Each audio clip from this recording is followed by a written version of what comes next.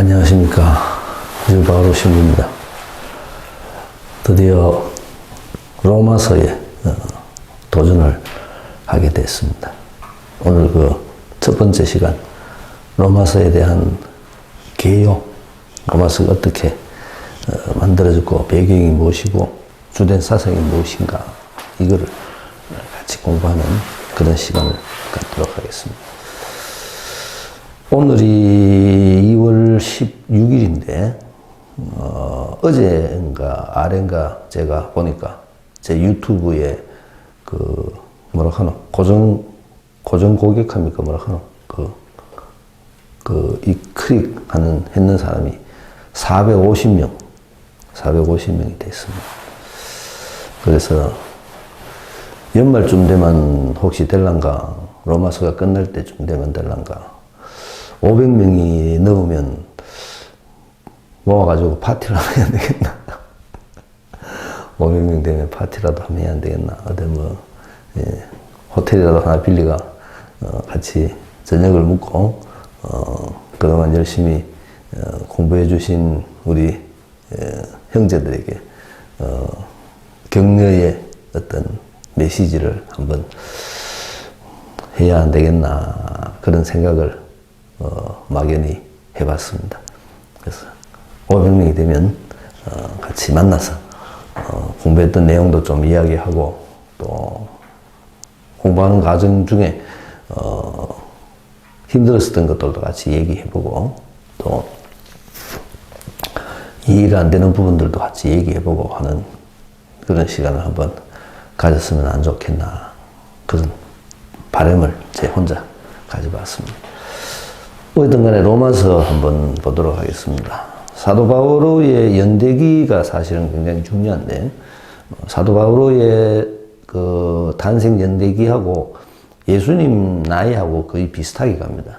예수님이 30년경에, 30년에 예수님께서 십자가에 달려서 죽으셨다, 그렇게 보통 얘기를 하거든요. 그리고 그 다음에 몇 번 말씀드렸습니다만은 공백이 있었다고 그랬죠. 그 공백이 적어도 3년 내지 4년, 5년 그 정도의 공백이 있고 난 후에 사도 베드로가 오순절날, 정확하게 오순절인지 아닌지는 알 수는 없습니다. 어쨌든 간에 오순절이라고 표현되는 최초의 복음 선포, 최초의 복음 선포가 있을 때까지 공백 기간이 있었다고 제가 말씀을 드렸습니다. 그 공백 기간이 제자들에게 있어서 자기 사명 자각의 시간, 예수님께서 자기들에게 하신 그 가르침들을 자기들이 다시 한번 자기들 스스로의 힘으로 재해석하고, 자기들 스스로의 방법으로 그거를 다시 자각하고, 그리고 자기들 스스로의 방법으로 예수님께서 자기들에게 했던 그 내용이 뭔지를 이제 예수님의 언어가 아닌 자기들의 언어로 말할 수 있는 그런 시간이 필요했던 겁니다. 그게 사명 자각의 시간입니다. 우리 신자들에게도 이런 시간이 필요합니다. 왜냐하면 우리는 아직도 내가 믿음을 가지고 있다고 말은 하지만 그 믿음이 나의 믿음이 아닙니다. 다른 사람에 의해서 주어진 믿음이고, 강요된 믿음이고, 습관에 의한 믿음이고, 이런 경우가 사실은 굉장히 많습니다. 우리들이 이 믿음이 내가 어떤 과정을 통해서 그 믿음을 정리해서 나의 믿음을 만들어야 됩니다. 왜 나의 믿음을 만드는 게 중요한가 하면, 나의 믿음을 만들었을 때 내가 그것을 내 입으로 다른 사람에게 전해줄 수 있기 때문에 그렇습니다. 내가 내 믿음을 내 입으로, 내 방식으로 다른 사람에게 전해주지 못한다면 그 믿음은 나의 것이라고 말할 수가 없습니다. 이런 과정을 거쳐야 된다는 겁니다. 이런 과정을. 제자들에게도 이런 과정이 필요했다는 겁니다. 사명 자각의 시간. 그 사명 자각의 시간을 통해서 제자들이 오순절날 이제 자기들의 입으로, 예수님의 입이 아닌 자기들의 입으로 예수님이 주님이시라는 것을 사람들 앞에서 증언하기 시작했다는 겁니다. 그 기간이 보통 35년 내지 36년 이렇게 생각을 합니다. 그리고 그 다음에 있었던 일이 사도행전에 의하면 야고보가 먼저 죽었습니다. 야고보의 죽음이 보통 뭐 37년, 뭐 38년, 길게 보는 사람은 38년까지도 보는데, 그때 야고보가 죽는 일이 있었고, 그 다음에 스테파노가 죽었습니다. 스테파노가 순교를 당할 때, 이제 비로소 오늘 우리가 공부해야 될 사도 바오로가 거기에 등장하게 되는 겁니다. 그래서 스테파노가 죽었던, 순교를 당했던 그 시기하고, 이 사도 바오로의 회심의 시기하고, 그 시간이 거의 비슷합니다. 근데 학자들은, 어떤 사람들은 그거를 뭐 36년이라고 하기도 하고, 36년에서 38년 사이에, 36년에서 38년 사이에 사도 바오로에게 그런 일이 생겼다는 겁니다. 다마스커스에서 유다인인 바리사이인 사도 바오로가 그리스인들을 잡으러 가다가 다마스커스에서 회심을 하게 됩니다. 사도행전이나 또 다른 사도 바오로가 쓰는 서강에 보면 자기가 어떻게 회심을 했는지를 표현을 많이 하는데, 우리들이 보통 보는 그림에 보면 말에서 떨어졌다, 또 뭐 땅에 엎부러졌다, 뭐 이런 여러 가지 그림들이 많은데, 사실은 다 상징적인 것이고, 실제적인 것은 사도 바오로가 유대교가 더 이상 구원의 도구가 될 수 없다는 사실을 알았다는 것. 유대교만이 구원의 대상이 될 수가 없다는 사실을 깨달았다는 거죠. 좀 이따 우리 밑에서 공부하게 됩니다만은, 율법이 가지고 있는 한계성을 사도 바오로가 뼈저리게 경험했다는 겁니다. 그리고 자기들이 가지고 있는 종교가 이제까지는 유대교라는 그 아주 좁은 테두리 안에 갇혀 있었는데, 이 종교가 더 이상 유대교라는 좁은 테두리 안에 갇혀 있어서 안 된다는 사실을 깨달았다는 겁니다. 이 종교가 이방 세계에 퍼져나가야 된다. 모든 사람에게 구원을 주어져야 됩니다. 유대인들에게 국한된 것이 아닌 모든 사람에게 구원이 주어질 수 있는, 모든 사람을 구원할 수 있는 어떤 새로운 종교가 필요하다는 사실을 사도 바오로가 깨달았다는 겁니다. 그것이 사도 바오로가 개종을 하게 된 가장 중요한 이유입니다. 그래서 사도 바오로는 개종하자마자 즉시 전도 여행을 떠납니다. 1차 전도 여행, 2차 전도 여행, 3차 전도 여행. 아주 긴 시간 동안, 10년이 넘는 시간 동안 사도 바오로는 복음을 전하기 위해서 전도 여행을 떠납니다. 그러니까 사도 바오로의 그 형태 자체가 이 믿음을 가진, 사명을 자각한 사람이 해야 될 아주 지극히 정상적인 루틴을 보여주는 겁니다. 내가 예수님을 만나고 복음의 가치를 깨닫고, 그 다음에 내가 복음으로 내 자신이 복음화되고 난 후에 나는 사명을 깨닫고 예수님께서 나에게 주신 그 일을 하기 위해서 복음을 전하러 떠난다는 거예요. 사도 바울은 그런 길을 걸어갑니다. 그래서 세상 끝까지 가서 복음을 전해야 되겠다.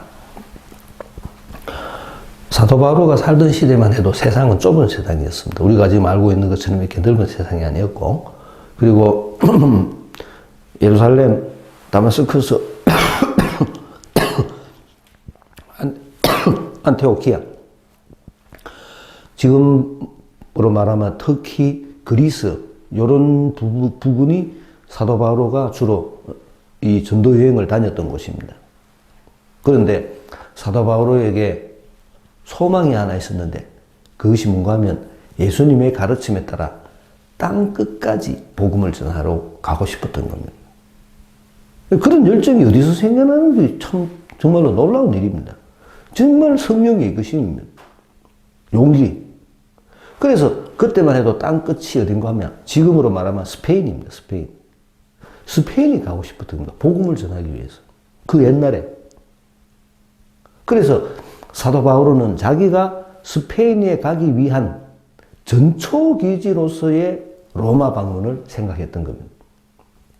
자기가 지금은 예루살렘에 있는데, 지금 현재 이 서간을 썼을 때는 고린토인데, 고린토에서 예루살렘에 갔다가 잡혀서 배를 타고 이제 어쨌든 간에 로마로 가게 됩니다만은, 자기는 지금 현재 고린토에 있지만, 고린토에서 겨울을 나가고 있지만, 이제 곧 예루살렘에 가서, 그리고 로마에 방문을 가서, 로마 사람들에게 복음을 전하고, 또 그 로마 사람들의 도움에 의해서 내가 스페인까지 가서 복음을 전하고 싶다. 여기 사도 바로가 가지고 있었던 계획이 있습니다. 그래서 사도 바로는 자기의 그 계획을 이루기 위해서 로마 사람들에게 편지를 쓸 마음을 가지게 된 겁니다. 거기 연도적으로 55년에서 57년경이다. 그렇게 설명을 합니다. 사도 바오로가 3차 전도 여행을 하고 3차 전도 여행의 마지막에 고린토에서 머물게 됩니다. 겨울을 지내기 위해서 고린토에서 머물게 되는데 그 고린토에 머물러 있는 그 시간에 사도 바오로가 편지를 쓴다는 겁니다. 자기가 스페인에 가고 싶은데 직접 스페인에 갈 수는 없으니까 중간에 기착지 로마에 들렀다가 로마 사람들의 도움을 받고 그리고 그 다음에 내가 스페인에 가고 싶다. 그런 자기 꿈을 자신이 가지고 있는 그 꿈을 실현하기 위해서 일단 로마에 있는 사람들에게 내가 거기에 방문하고 싶다라는 이야기를 하는 겁니다. 사도 바오로는 이 편지 앞부분 서문 그리고 마지막 부분 자기가 이 편지를 썼다는 것을 분명히 기록을 하고 있습니다. 근데 물론 자기가 사도 바오로가 직접 쓴 것은 아니고 사도 바오로가 읽어줬고 구술, 요즘 말로 하면 구술, 나이가 들었으니까 뭐 요즘 같이 눈이 침침해지고 연세가 들었으니까 노안이 왔겠죠.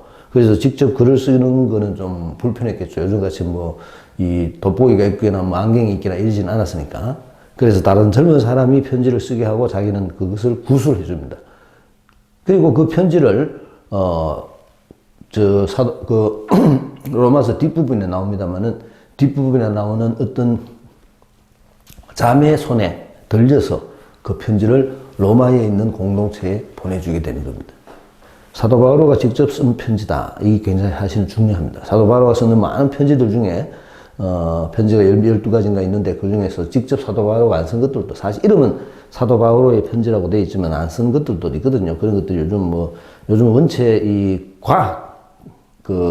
과학이 발달하고 또 언어학이 발달해가지고 성서를 보면서 그 성서 대조, 대비 이런 것들을 통해서 진품, 가품 이런 것들을 굉장히 많이 요즘은 발견을 합니다. 사본학이라고 얘기하는 그런 것도 있고 이런데 하여튼 그런 여러 가지 것들 때문에 사도 바오로의 편지에 대한 그 진품 그 정도가 많은 얘기가 되고 있습니다만은 이 로마서는 사도 바오로가 직접 저술한 것이다 라는 것이 학계의 정통적인 이야기입니다. 그 연도가 선교 활동 후기 설교 여행 후에 마지막 예루살렘 여행 전 고린토에 있을 때 적었다라는 걸 얘기해 줍니다. 역사적 중요성은 바오로의 긴 서간 가운데 하나입니다. 물론 고린토전서, 고린토후서 이것도 아주 긴 편지입니다. 긴 편지이긴 하지만 그 고린토전서, 고린토후서가 가지고 있는 신학과는 다르게 이 사도 바오로가 가지고 있는 편지는 로마서에는 로마에 대한 이야기를 쓰니까 로마에 대한 이야기 어떻게 특히 뒷부분에 마지막 부분에 가면 로마에 있는 많은 사람들 이름을 얘기를 하면서 그들이 현재 로마에서 생활하고 있는 그들이 가지고 있는 역할, 그들의 지위, 그들의 신분 이런 것까지도 다 얘기를 해줍니다. 그래서 로마 교회의 초기 생활을 알려줍니다. 그리고 또 하나 중요한 거는 이 사도 베드로에 대한 언급이 없다는 사실입니다. 물론 이 57년경에 서술을 했으니까 전설에 의하면 사도 베드로와 바오로는 67년에 순교를 했다고 그렇게 얘기를 하거든요. 67년에 로마에서 순교를 했으니까 아직 10년이라는 시간이 있기 때문에 뭐 그 이후에 무슨 의도로 의해서 무슨 길의 방법에 의해서인지는 모르지만 베드로가 로마에 갔을 가능성은 있습니다. 그렇지만 실제적으로 역사적 사료 중에 베드로가 로마에 가서 죽었다는 것은 하나도 없습니다. 우리가 알고 있는 그 쿼바디스라는 그 종교 소설 거기에만 베드로가 로마에 가서 죽었다. 그리고 예수님처럼 똑바로 십자가에 달리기를 거부하고 거꾸로 십자가에 달려서 죽었다. 그렇게 얘기를 하는데 그리고 베드로가 십자가에 달려서 죽을 이유도 없습니다.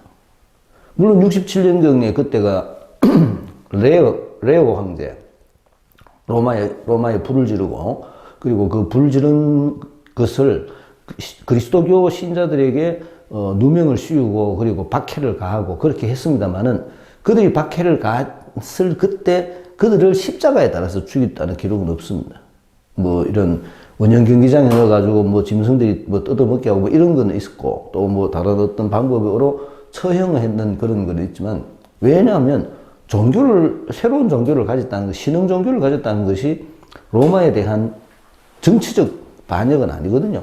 근데 십자가형은 정치적 반역을 했는 사람에게만 주어진 것이기 때문에 베드로가 정말로 우리가 알고 있는 전설처럼 그렇게 십자가에 거꾸로 매달려서 돌아가셨을까라는 것에 대한 역사적 의구심은 여전히 남아 있습니다. 그럼 지금 있는 베드로 성당은 뭐냐? 로마에 있는 베드로 성당은 그 베드로 성당은 콘스탄티누스 엄마인 헬레나 왕후가 이 성지를 개발하는 데 굉장히 많은 애를 씁니다. 자기 이제 권력을 가지고 있으니까. 그래서 그 헬레나 왕후가 지금 있는 베드로 성당이 있기 전에 아주 작은 규모의 성당을 지금 현재 베드로 성당 위에다가 지은 겁니다. 그리고 그 헬레나 왕후가 그 건물을 지은 것도 역사적 고증에 의한 것이 아니라 전설에 의해서 아마 여기에서 돌아가셨을 것이다 라는 그 전설에 의해서 조그만한 성당을 지어놨는데 그 성당 위에 지금 성당을 지은 겁니다. 그러니까 지금 우리가 보고 있는 베드로 성당이 짓기 전에는 교황은 라테란 성당이 있었죠. 라테란이라고 로마 시내에 있는 지금 현재 로마 교구 주교자 성당입니다. 사실은 그 베드로 성당은 오로지 교황 권위만을 위해서 만든 성당이죠. 라테란 성당에서 주로 머물고 있었습니다. 그래서 그런 어떤 역사적 사실에 대한 분명한 기록이 남아있지 않다는 겁니다. 베드로는 원래 예루살렘에 머물러 있었습니다. 우리가 또 하나 알아야 될 중요한 이 로마 사람들의 배경이 있는데 그게 뭔가 하면 어느 누구도 로마에 복음을 전하러 가지 않았다는 겁니다. 사도들 중에 이 바오로가 최초로 로마에 가려고 마음을 먹었는데 그러면 어떻게 해서 로마 사람들이 그리스도교 믿음을 가지게 됐느냐? 로마에 살고 있는 유다인들 중에 많은 유다인들이 시간이 되면 예루살렘에 성지순례를 옵니다. 그들이 성지순례를 왔다가 성지순례를 하고 다시 저 집으로 돌아가는 과정 중에 이 새로운 종교를 만났다는 겁니다. 그래서 이 새로운 종교를 받아들이기는 받아들였지만 이 새로운 종교의 근거는 여전히 로마에 있는 사람들에게는 유다교였다는 겁니다. 그래서 유다교의 바탕 위에 그리스도교를 예수님이라는 새로운 가르침을 첨부함으로써 그들이 유다교와 그리스도교, 새로운 종교와 옛 종교 사이에 이 융합이 불가능했다는 겁니다. 그리고 또 하나 중요한 것은 아까 말씀드린 것처럼 이 로마에 있는 유다교 중심의 로마에 있는 이 새로운 공동체에 이방인들이 어떻게 참여할 수 있느냐에 문제가 생겼습니다. 왜냐하면 이 새로운 공동체, 그리스도교는 이방인 모두에게도 세상 모든 사람들에게 열려있는 종교인데 지금 현재 로마에서 그리스도교를 받아들인 사람들은 유대교 중심의 공동체를 가지고 있었기 때문에 이 유대교 중심의 사람들과 이 새로운 이방인들 사이에 갈등이 생겼다는 겁니다. 그래서 핵심적인 내용이 뭔가 하면 의화 문제입니다. 의화. 로마서에서 제일 중요한 것이 의화론입니다. 의화론, 의하면 의롭게 되느냐는 겁니다. 내가 의롭게 돼야 하느님하고 같이 있을 수 있는데 의롭게 되는 방법이 뭐냐? 아까 말씀드렸듯이 현재 로마에 있는 사람들의 이 근본 바탕이 유다교이기 때문에 이들이 가지고 있는 율법에 대한 개념, 이거를 설명해 줄 필요가 있었던 겁니다. 그래서 로마서는 처음부터 끝까지 믿음이 뭔지에 대해서 설명을 해줍니다. 그리고 그 믿음과 율법하고의 관계에 대해서 설명을 합니다. 율법은 아무짝에도 쓸모없다고 설명합니다. 너는 율법을 통해서 할례를 통해서 구원받는 것이 아니다. 오직 믿음만이 너를 구원할 수 있다. 이거를 강조합니다. 어디서 많이 듣던 얘기죠? 루터가 종교개혁을 일으켰을 때 그 루터 사상의 근본이 로마서였습니다. 오직 믿음만으로. 네 행위가 아니라, 네 행위가 너를 구원하는 것이 아니다. 네가 하는 모든 행위, 너에게서부터 나오는 모든 행위는 전부 다 의미가 없다. 하나하나는 아무 상관이 없다. 나중에 보면 4장, 5장 이때 보면 설명을 합니다만은 율법이 우리들에게 가져다 준 이로움은 죄가 뭔지를 알게 해준 것뿐이다. 율법을 모르는 이방인들도 망하고, 율법을 아는 유다인들도 망하고, 모두 다 망한다. 율법하고는 아무 상관없다. 우리들이 안 망하는 방법은 그냥 예수님을 받아들이는 것밖에 없다. 예수님을 믿는 것밖에 없다. 이게 굉장히 강조를 합니다. 하느님의 영이 네 속에 머물러 있으면 네 육신이 죄를 지어서 육신이 죽을지라도 네 속에 있는 하느님의 영이 너를 부활케 할 것이다. 8장에 가면 그 마지막에 로마서 8장에 가면 그게 굉장히 함축돼가지고 그 의미를 설명을 해주는데, 네가 영원한 생명을 얻는 방법, 네가 구원을 얻는 방법은 딴 데 있는 것이 아니고 네가 예수님을 믿는 데 있다. 예수님을 믿는다는 것은 뭐냐 그러면 궁극적으로 믿는다는 건 뭐냐, 그분의 말씀을 받아들이는 것이다 라고 설명을 합니다. 그리고 4장쯤에 아브라함에 대한 얘기를 설명을 합니다. 아브라함이 믿음의 조상이 될 수 있는 이유가 뭐냐, 아브라함이 율법을 지키고 할례를 해서가 아니라는 겁니다. 아브라함은 예수님의 하느님의 말씀에 대한 믿음을 가지고 있었다는 겁니다. 하느님이 떠나라 했을 때 아브라함은 떠났다는 겁니다. 이 점을 강조를 합니다. 우리는 오직 예수님의 말씀을 받아들임으로써 구원에 이르게 되는 것이지, 내가 어떤 좋은 행동을 하거나 율법을 지켰다고 해서 구원받는 것은 아니다는 겁니다. 우리가 이걸 진짜 잘 알아야 됩니다. 많은 경우에 우리들은 자기가 뭔가를 한 것이 하느님을 기쁘게 해드린다. 내가 뭔가를 한 것이 하느님을 감동시킨다. 이런 소리를 하는데 택도 없는 소리입니다. 내가 하는 행동은 그 행동이 나에게서부터 나온 것이라면 그거는 전부 다 사실 죄입니다. 그럼 어떻게 하란 말이에요? 영의 이끄심에 따라서 움직여야 됩니다. 영의 이끄심에 따라서. 이 둘 사이의 이 차이점을 잘 알아야 되는데, 어제 무슨 우리 본당에 있는 저 자매들하고 무슨 얘기가 나와서 그런 얘기를 했는데, 내가 이제 부활 때가 다 돼가지고 내가 꽃꽂이를 해봐라. 나는 뭐 한대. 와 뭐 하노? 안 해봤다. 자신이 없다. 글쎄요. 안 해봤다 자신이 없다는 내 소리입니다. 영이 이끄시면 하는 겁니다. 하나님이 하락하니까 하는 겁니다. 그게 믿음입니다. 작고 같다, 예쁘다, 이게 중요한 게 그건 하나도 안 중요합니다. 하느님이 나에게 시켰으니까 내가 하는 겁니다. 용기를 내서. 그래서 내가 하느님의 영의 이끄심에 따라서 움직인다는 것은 아까 말씀드린 대로 용기가 필요한 일입니다. 사도 바오로가 스페인까지 갈 마음을 먹었다는 겁니다. 그 용기가 얼마나 큰 용기가 필요하겠습니까? 스페인까지 가기 위해서는. 몇 번의 죽을 고비를 거쳐야 되겠습니까? 그럼에도 불구하고 사도 바오로는 스페인에 가고 싶다는 욕구를 가졌다는 겁니다. 그 욕구가 어디서 온 거겠습니까? 그게 하나님의 이끄심이라는 겁니다. 그냥 가는 겁니다. 가고 싶으면 마음이 있으니까 그건 가는 겁니다. 이게 하나님의 이끄심입니다. 나는 뭐 한다? 이거는 내 생각이죠. 그 차이점을 잘 알아야 됩니다. 그래서 내가 구원받는 것은 나의 행동에 의해서가 아니라 오직 예수님에 대한 믿음으로 내가 구원을 받는다. 여기 사도 바오로의 의화론입니다. 사도 바오로는 이 얘기를 굉장히 강조를 합니다. 왜냐하면 아까 말씀드렸듯이 그 로마에 있는 로마에 있는 그리스도교 공동체의 뿌리가 유대교이고 또 대부분의 사람들이 유대교 사람들이기 때문에 그들은 아직도 율법이라는 것에서부터 벗어나지를 못했던 겁니다. 율법을 지켜야만이 자기들이 구원받는다고 생각을 했습니다. 거기에 대해서 사도 바오로는 율법이 아니다. 단호하게 얘기를 합니다. 율법 때문에 너가 구원받는 게 아니고 예수님에 대한 믿음으로 네가 구원을 받는다. 이 얘기를 강조를 하는 겁니다. 그래서 로마서 전체는 사실은 그 얘기밖에 없습니다. 예수님을 믿음으로써 네가 구원을 받는다.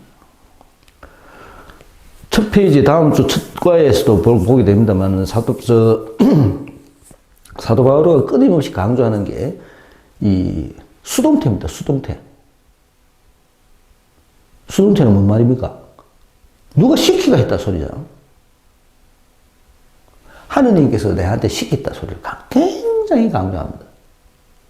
주체가 누굽니까? 하느님이십니다.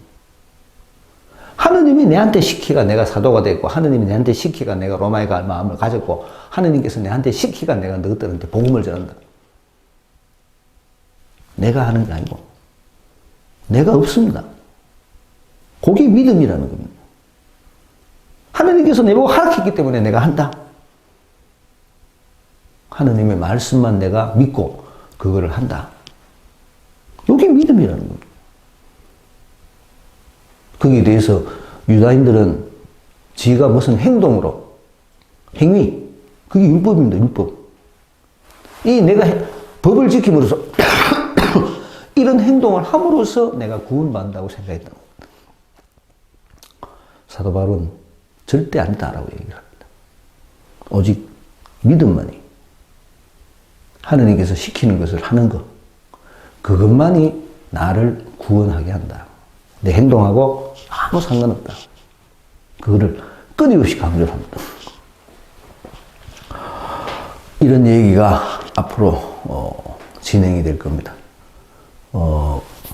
한 30과, 40과 정도, 좀 길게 나가면 한 40과 정도, 그 정도 앞으로 나갈 겁니다. 똑같은 방법으로 공부하시고, 예습이 중요하고, 예습이 철저하게 예습이 중요합니다. 특히, 그리고 이 사도 바울의 이 용어들이 굉장히 어려운 것들이, 우리가 알아듣기 어려운 용어들이 굉장히 많기 때문에 진짜 정독을 해야 됩니다. 복음서하고는 좀 다릅니다. 왜냐하면 복음서들은 사건 중심이고 말씀 중심이기 때문에 그건 어떤 면에서는 우리가 좀 알아듣기 쉽은데, 로마서는 오로지 이 교리 중심입니다. 교리. 그러니까 굉장히 사색적인 내용들이 많습니다.